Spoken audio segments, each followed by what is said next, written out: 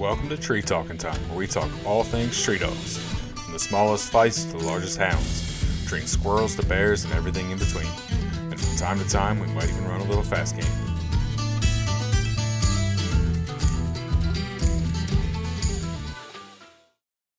Welcome back to another episode of Tree Talking Time. I'm your host, Ben Sheets.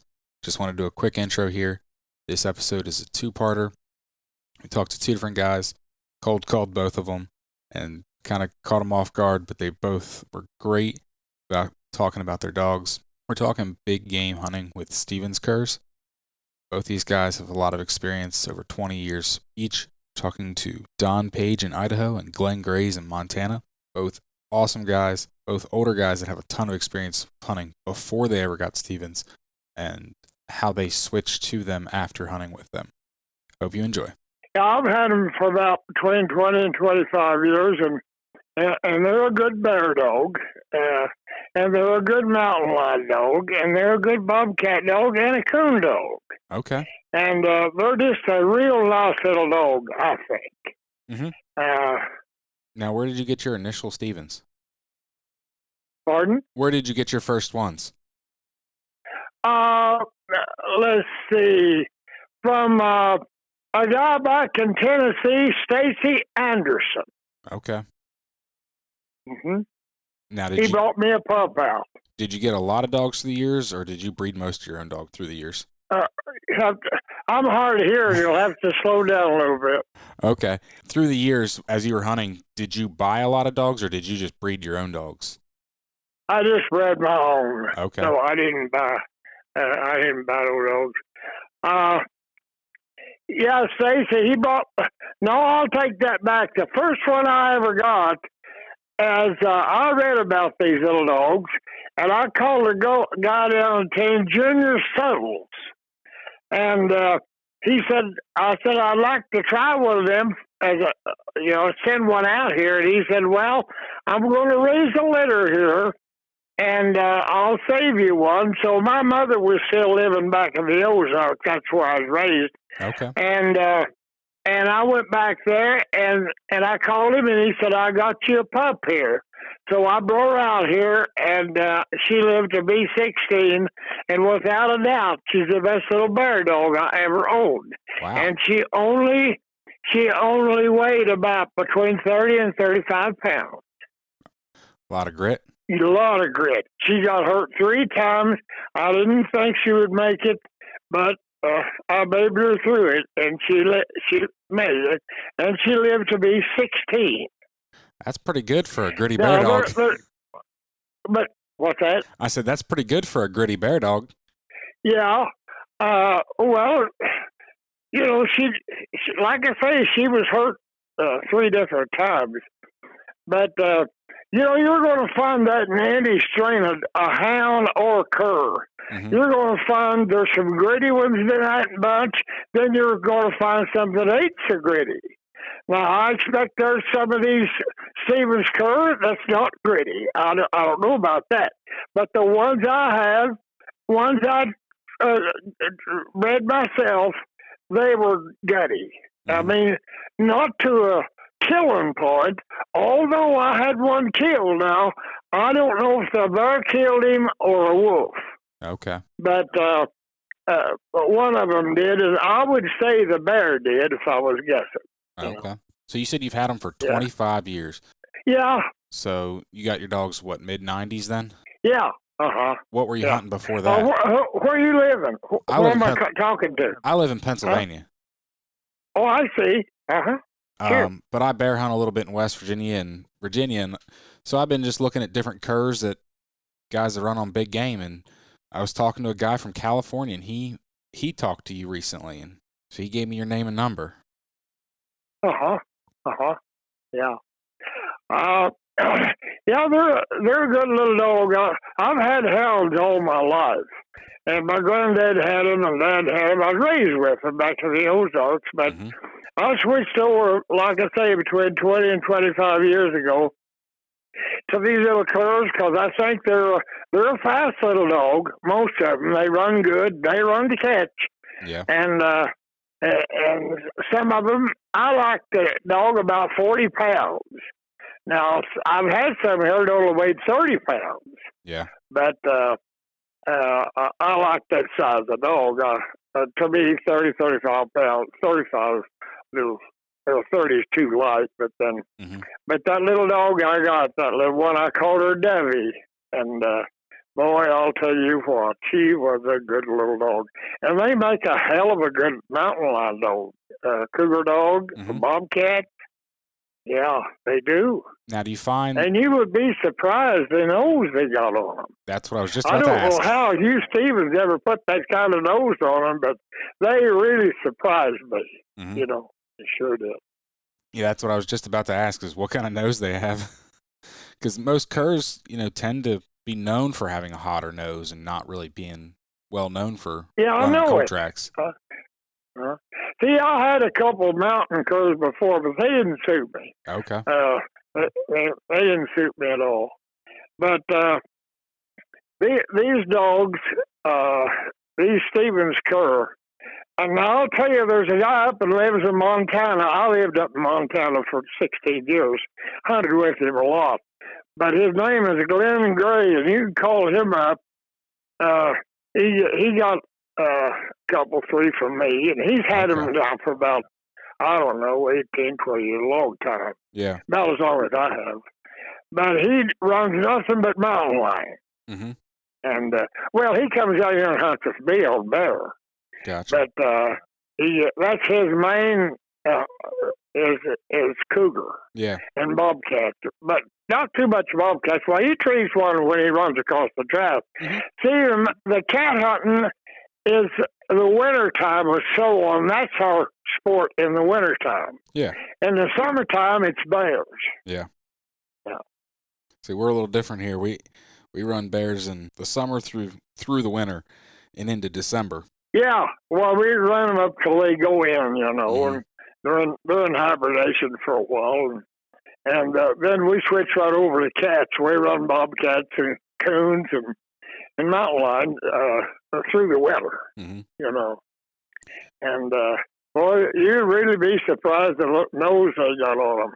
Them little cur dogs, them little Stevens. Yeah. Boy, I never owned but them 3 mountain curs. That's the only curs I ever owned.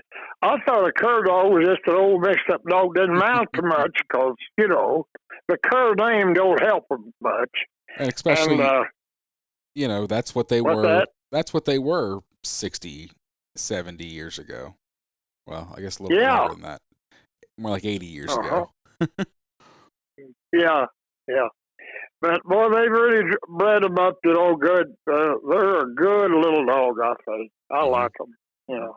But I've never tried the rest of them except them mountain curs. And I just never tried the other ones. But Glen Gray, he trees around, I'd say 25 to 30 mountain lions a year. Nice. You know. Yeah. And he treats bobcats, too. You know.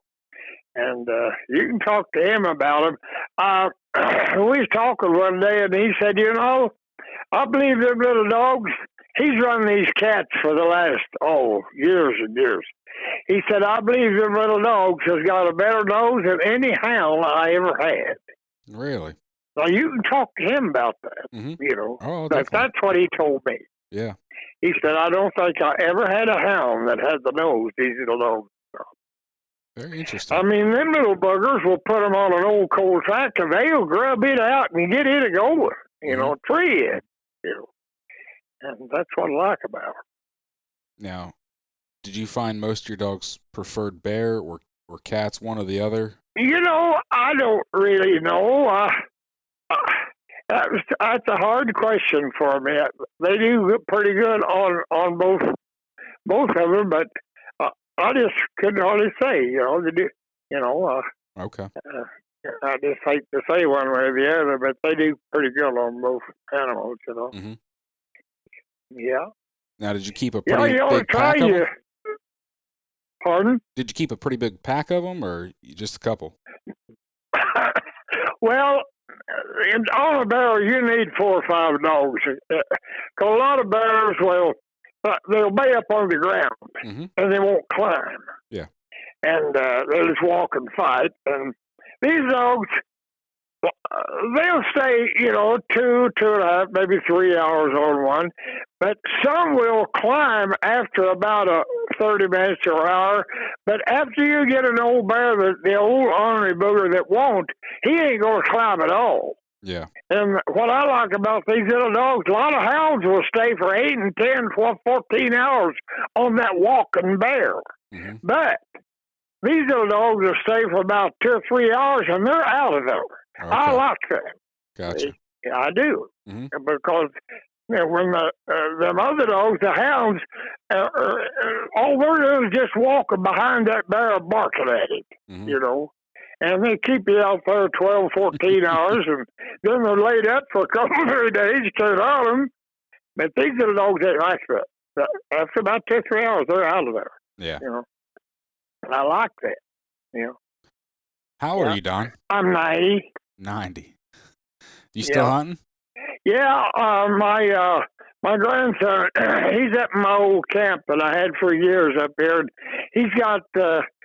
He treats lots of bears, several bears, I think he's treated, it's been open now for about a month. I think he's treated about 35 or 40. Oh, wow. Yeah. Yeah, a couple weeks ago I tried to call and get a hold of you, and you were up there with him, huh? Yeah, I go up there to see him. I can't walk over about 100 yards. Oh, okay. And at my age, I can't do nothing, but I can go up there. I got 3 dogs here, and I take him up and run them with him. And I kind of drive around to where I can hear the race of the tree, if they tree, But I hope at 90 I'm still out there chasing dogs. Well, I'll tell you what. I've had these hounds all my life. Like I say, I was raised with them back in the Ozarks. But it's just something I've loved to do all my life. And, and my health started giving away on me when I hit about 85. And I can't do nothing. I just can't do anything. Well, being able to get out there and just drive around something, that's for sure. Yeah. And when I get up and start walking, that's where I get dizzy and I get sick. But I can still sit and drive for a while. That's awesome. And then I got a little scamp trailer I pull behind me. And if I can lay down for a while, I'm all right.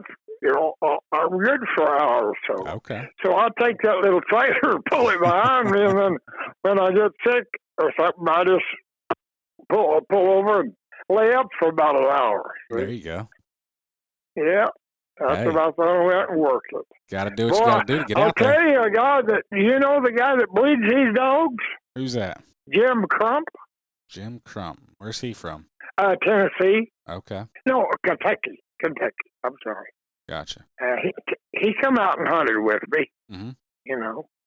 I got a dog killed here. Like I say, I don't know if a wolf killed him or a bear, but he heard about it somewhere, and he called me up and he said, "Don, I heard you got a dog killed." And I said, "I did." And he was a real dog. I really liked him. And he said, "I got some pups to deliver out in there." He said, "Out New Mexico." He said, "I'm going to bring you out a good young dog." So he did. He's about a year and a half old, and I tried to pay him for it, but he said, "No, I don't want to pay." He said, "I might want to come out and hunt with you," which he did. Awesome. And he's a hell of a nice guy. He is, And you can talk to him about a pup.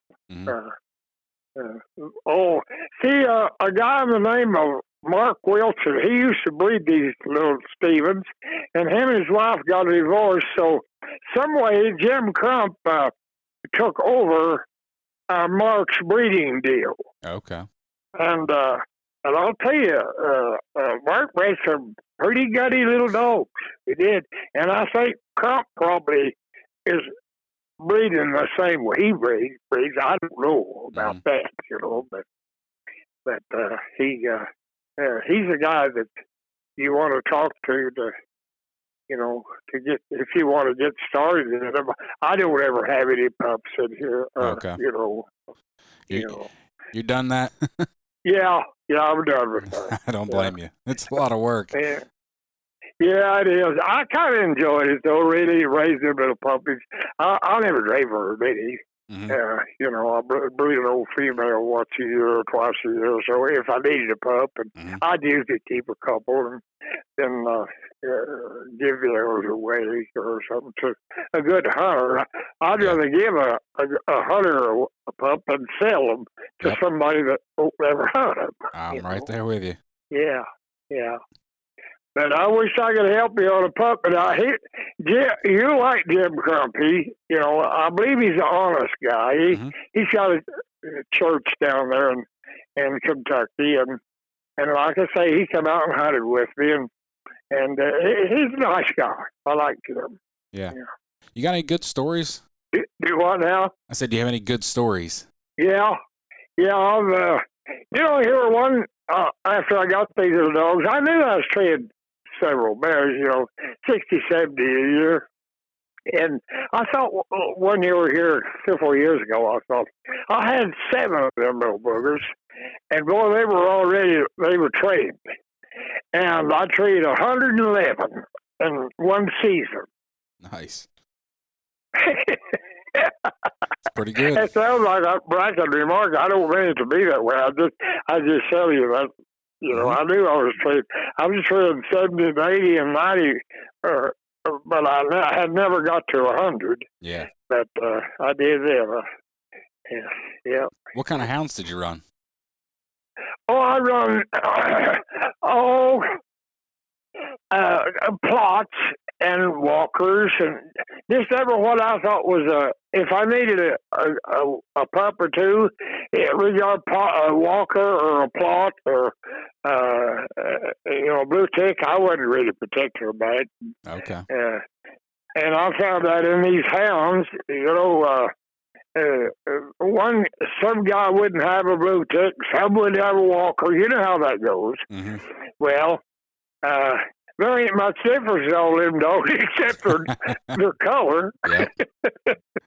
No, that's right. I actually just had this conversation with a friend of mine. He's got some crossed up dogs, and a lot of them look like walkers. And he was joking and asked me if I needed a pup, and I said, I need something that doesn't look like a walker because I'm just not a fan of them dogs. I said, I realize there's not a difference between them. I said, I just don't like the look of them. Yeah. Now, my grandson, he wants to get in these little dogs. He hunted with me, such as, all his life, big enough to follow me. And he's about 32 or 3 now. He's got walker dogs mostly, but he wants to get in these little black dogs, but he just can't seem to get it to getting one. I got one of his here now. It ain't gutty at all. Okay. And I took her and had her spayed because a guy wouldn't want a pup out of her because she ain't gutsy enough, know. And she won't even bite a coon. She run and tree it, but she won't, Yeah. So, like I say, some of these dogs are gutsy and some of them ain't. I couldn't tell you the gutsy ones from the others, but I had some of the Junior Settles dogs, but they were gutty. I mean, I only had that one killed. Okay. But I had some of them eat up pretty bad. Yeah. I had some eat up pretty bad, but I know a lot of bear hunters that can't say that have been hunting for a good long while. So. I mean, unfortunately, it's just a hazard of the. Come out here and I run coons back in the Ozarks in '53 to John Day, Oregon. I had 2 dogs. I had a walker and a black and tan. And in '53, that's when I started running these bears and mountain lions and bobcats, stuff like that. And I'm running pretty steady ever since. That's awesome. Things were different back then, that's for sure. Yeah. Would you go back? Come on out and go with me. We'll go up there and listen. Bring a dog. Throw a dog in the race. Whereabouts in Idaho are you? I'm about 25 miles would be northwest of Boise. Okay. I'm only 30 miles from the Oregon border. Okay. Across the Snake River. The Snake River divides Idaho and Oregon. Mm-hmm. And I lived in Oregon quite a lot. Mm-hmm. And then I was up in Montana. And Now, I haven't made it out west yet, but I'd love to. That's for sure. yeah. Thank you very much, and I appreciate you taking my phone call. And man, I would love to get out there and see the little black dogs go one day. Yeah, come on out. You see them. Well, I got 3 here, and Glenn, he comes down and hunts with me through the summer. He hasn't been down. See, in Montana, you used to couldn't run a bear with a dog. Yep. But now you can, so he'll be running some up there probably. Probably. You know. But he used to come down there and hunt with me a lot. Awesome. You know. Yeah. Mm-hmm. Okay, so good talking to you. So take care. And Good talking if to I you. can help you anyway, I will. Thank you very much. Bye. You're welcome. Bye. Hold on. I told you this was a 2-parter. So after I got done talking to Don, he gave me Glenn's phone number. So called Glenn almost immediately and talked to Glenn. So without further ado, here's Glenn. Hello. Hello, Glenn. Yeah. How you doing? I'm doing good. How about you? I'm doing all right. So Don talked to me for about 20 minutes and told me a little bit about his dogs, but he told me to talk to you too. He said you had some dogs from him and they were real good. They do pretty good, I think. So just kind of trying to learn a little bit about them, especially from the big game side. I mean, most curs on the east, I live in Pennsylvania, and so most curs out this way are primarily used for coon and squirrel. It's kind of rare to see curs used on anything other than that. So that's why I've talked to a few people now, mostly out west, that have run curs on bigger game. So yeah. Well, you got any specific questions or? I don't know. Just tell me about your dogs. He said you got dogs from him. Well, I ran some English dogs that come in red tick and blue tick. Mm-hmm. I ran them for about 10 years. And then I switched to blue ticks. And then I ran blue ticks on big game for about 20 years. And about 20 years ago, I switched, maybe more than 20, I don't know. About 20 years ago or so, I switched from blue ticks to these Stephen Kerrs. Okay. I think, even though it might rile some people, I believe that my Stephen Kerrs can scent just about any track that any of my blue ticks or my English dogs could. Okay. So I can't see that the hounds, the blue tick hounds, had any advantage when it come to following a cold trail. Mm-hmm. And a lot of times tracks are more than 24 hours old, and they'll pick them up and they'll move them. Mm-hmm. And I've seen times where they could move a track that was older than that, but I just didn't want them to, and so I'd pull them off. Yeah. And we've got a lot of wolves in this country that we didn't used to have. Mm-hmm. And that's one reason I don't want them taking too old a track. Yeah. Because they could encounter wolves. And if wolves hear my dogs barking on a track or hear my dogs barking tree, in a wolf's brain, they're going to think, well, there's another pack of wolves, and they're trespassing on our territory. Let's go kill them. Mm-hmm. And so I'm way more cautious about where and when I'll turn my dogs loose. Yep. And I don't want to turn them loose on a track that is more than 24 hours old. Mm-hmm. No, I can understand that. Now, you were just saying about your dogs, you don't want wolves to hear them. Are your dogs open on track? Wide open. Okay. Yeah, they run wide open, and some of them will chop on track, and some of them I've had will ball on track, but then chop on a tree. Mm-hmm. And it seems like almost all of them I've ever had were natural tree dogs. Didn't have to encourage them to tree. It just came natural to them. I have had a couple that didn't seem to be the case. They didn't work out for me. Mm-hmm. But most of them, by far, have been just natural tree dogs. Yeah. And there's been some that I can tell that we're better at cold trailing at old track than others. Gotcha. But overall, I don't see very much difference, if any, between tracks that generally they can take and tracks that any of my blueticks that are known for cold trailing could take. That's awesome. And I've never really tested how long these cur dogs I've had would hold a critter in a tree. I know that about the longest it's taken me to get to a tree that the dogs had a lion treed in was 6 hours. Okay, that's And that's not, it's not a short amount of time. That's still a pretty fair amount of time. It is, and they were treeing that whole time. And when I got to the tree, they showed no sign of not wanting the tree, of any sign of leaving the tree. And I'd have to leash up the dogs and pull them away from that tree for the first 50 or 100 yards because they just didn't want to leave. Yeah. But I've heard of dogs that would tree for 24 hours, and I don't know. I guess maybe I just have to see that for myself. I know what you mean. To know that somebody's not blowing a little smoke. Well, and at the same point, even if the dog was still there after 24 hours, who's to say that dog sat there and treed for 24 hours? Steady. Yeah, I'd have to see that for myself.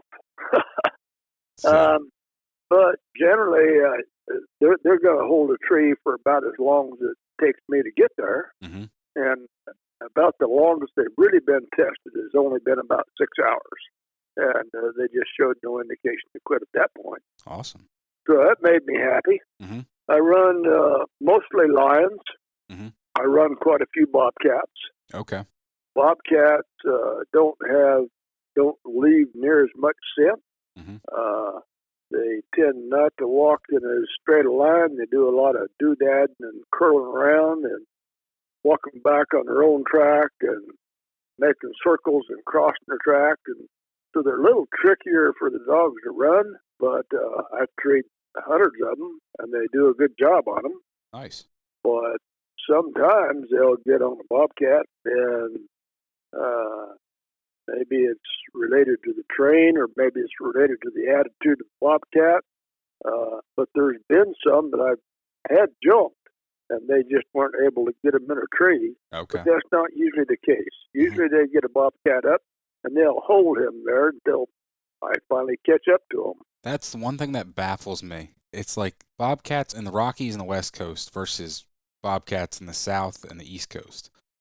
Like, why in the world do they tree west of the Mississippi, but then east of the Mississippi, they don't? Well, I've got a book here in my library. I forget the title for sure, but it's something like Bobcats of North America or something like that. And it talks about all the different varieties of bobcats in different parts of the United States. Okay. And some of the differences in characteristics. And so I think part of it is a different cat. It's a different variety of bobcat. Yeah. And that makes sense. I just have never looked into it enough. Some of their behavior is just different. I haven't tested this firsthand, but I have the impression that bobcats that may be run at night by coon hunters and in the South, where they say that a cat won't stay in a tree, maybe that's related to being run at night instead of during the day. Sure. Maybe they're more reluctant to stay in a tree during the day. I don't know that, but I've heard that theory kicked around. Yeah. But then you sit around enough smoky campfires, you're liable to hear all kinds of theories. Yeah, very true. Yeah. How am I doing, Coach? You're doing great. Well, I'm just about to run out. Oh, it sounds like you've got a few years of experience in this. So I doubt you're about to run out. You've probably got stories upon stories and information that would take days to sift through. If you sat down and wanted to. We could probably sit down and spit and whittle for a long time. But I won't hold you that long, but I don't know. Anything else I've you want to run tell me quite about a your few dogs? bears. Okay. Yeah, Don said you come over and hunt with him, bear hunt with him Yeah, some, and yeah.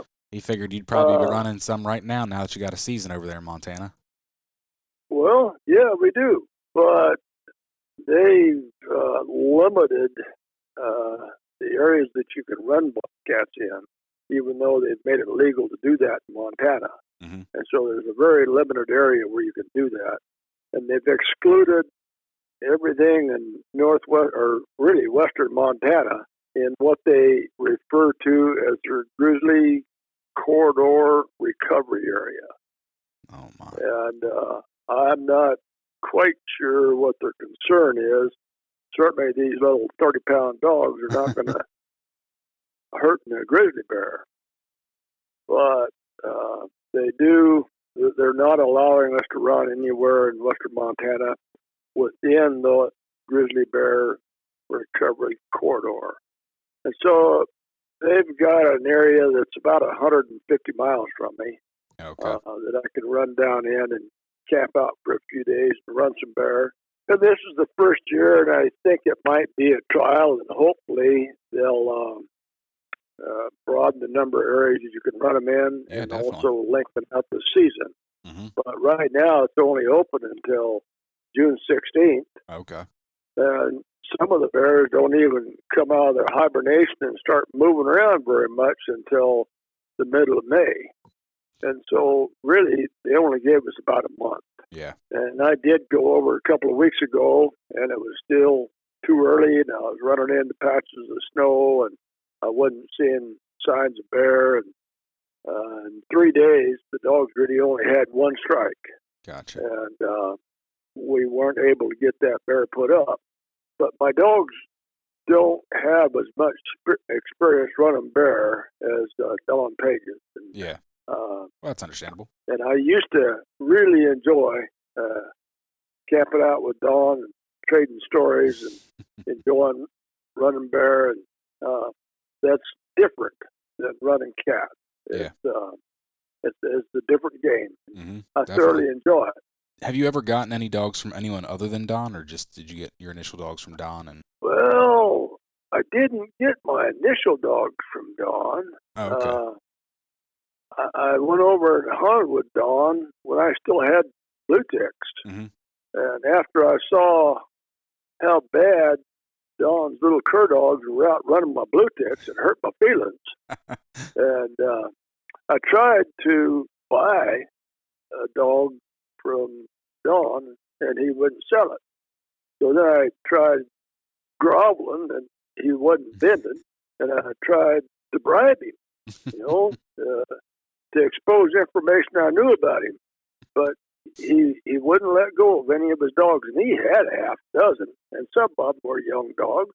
Seemed like he could have spared at least one, but he didn't.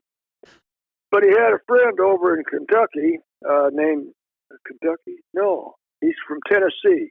His name is Stacy Anderson. Okay.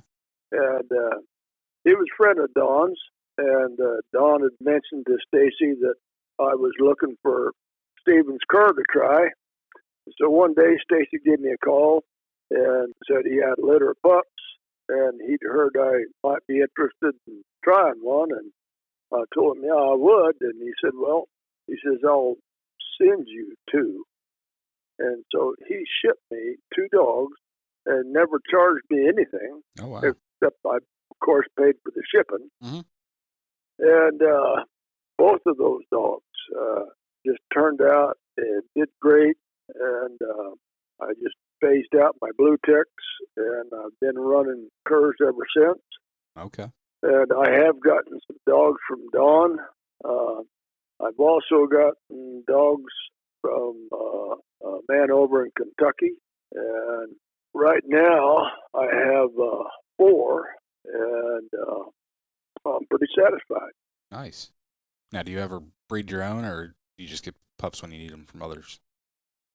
I have bred some of my own, mm-hmm. and in fact, 3 of them that I have now are dogs that were bred here mm-hmm. at my place.